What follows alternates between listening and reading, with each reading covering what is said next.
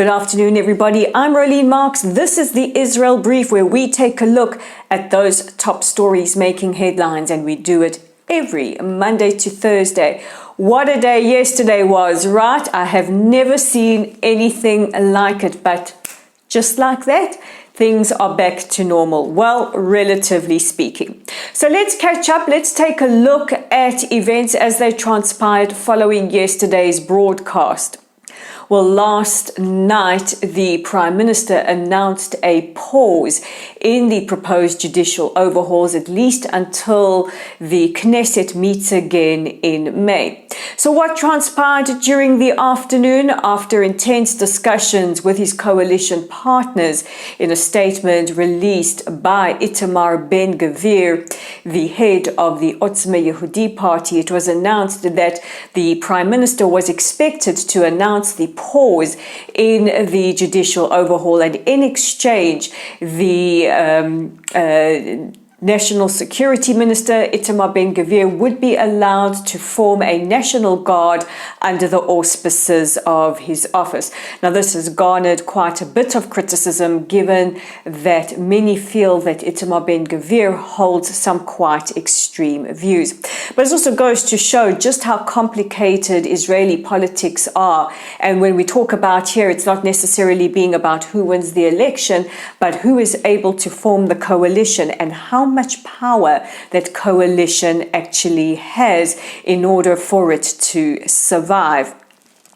The Prime Minister addressed the nation with over 7 hours after he announced that he would be making a statement. In a speech, he announced that he would be halting the proposed overhauls, but also took the opportunity, some said, to apportion blame towards certain sectors of society.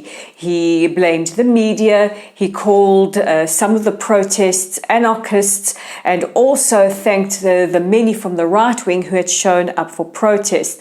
This has garnered quite a lot of criticism in Israel, as many pundits feel that it was a missed opportunity to speak about moving towards healing. However, the Prime Minister did end his speech saying, "We will soon celebrate Passover together, we will mourn our dead together, and we will celebrate Israel's 75th anniversary together." Following the Prime Minister's speech, leader of the opposition, Yair Lapid, welcomed the pause in judicial overhaul, as did the leader of National Unity, Benny Gantz, and President Herzog. The president reiterated that the president's house is open anytime for negotiations, and is believed to have called the Prime Minister, Benny Gantz, and Yair Lapid this morning to begin the negotiation process. Meanwhile, in polls conducted soon after the Prime Minister's announcement on Channel 12 and Kan, there have been some quite significant shifts in support in the government. The coalition has seen a significant downturn in the amount of support, and in polls conducted by both TV stations, it is believed that should we go to elections tomorrow, the coalition would not make the necessary majority to form a coalition. Seeing a significant increase in support is the leader of National Unity, Benny Gantz. Many are of the opinion that he has emerged as a true statesman out of all the ordeal.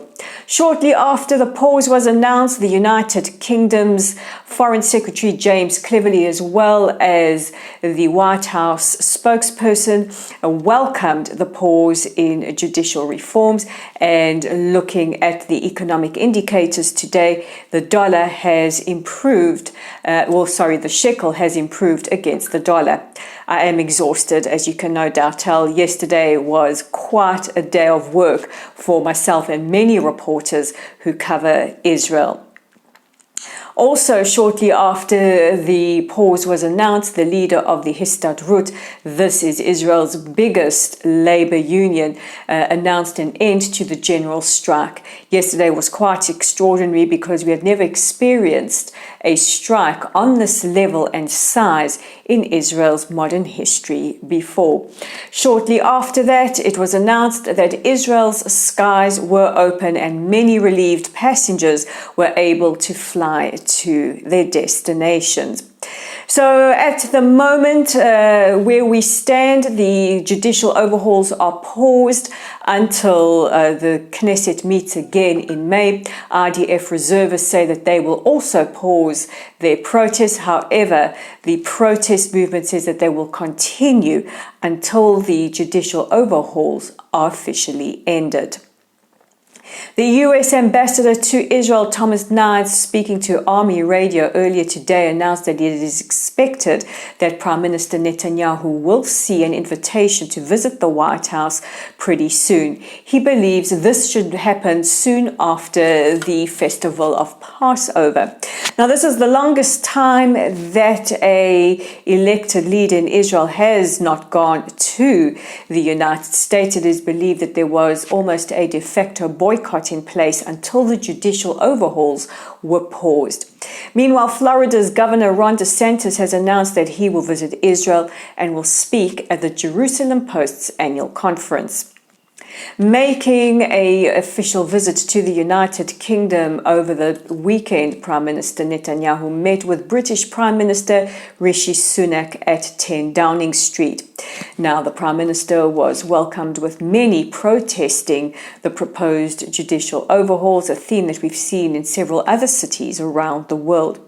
The Prime Ministers both addressed the looming issue of the Iranian threat and how important it was to form a coalition against it. Prime Minister Netanyahu also met with Home Secretary Suella Braverman to talk about the threats posed by terrorism. And finally, we can all heave a huge sigh of relief as rapper Kanye West, or Ye or Nay, whatever he calls himself, I still like to call him Yadolf, has said he likes Jews again. Oh well, thank God. I know we were all losing sleep over that one. Ye took to social media to say that he likes Jews again because thanks to Jonah Hill, who he watched 21 Jump Street with. Now, I don't understand what 21 Jump Street, the movie that features Jonah Hill and one of my favorites, Channing Tatum, has to do with Jews, but you do you, Kanye. Kanye said he didn't think it was fair to blame and level hatred at millions of innocent people based on the behavior of two. Maybe Kanye should have sent out that memo before many Jews in the United States have been bullied, persecuted, and beaten up, with Kanye was right being the rationale behind it. Thanks for nothing, Kanye. I cannot say that liking you is very mutual. And now that I'm exhausted and off my soapbox, I just want to remind you of our website at www.layoftheland.online, our Facebook pages at Lottle's site. Our YouTube channel is at The Israel Brief. Please consider liking, sharing, and subscribing. And we're on Twitter at LayOfTheLand5. Like many of you, I'm sure we all want a good night's sleep, maybe a large cocktail after some very tumultuous days here in Israel. But don't forget to join me again tomorrow for your top stories.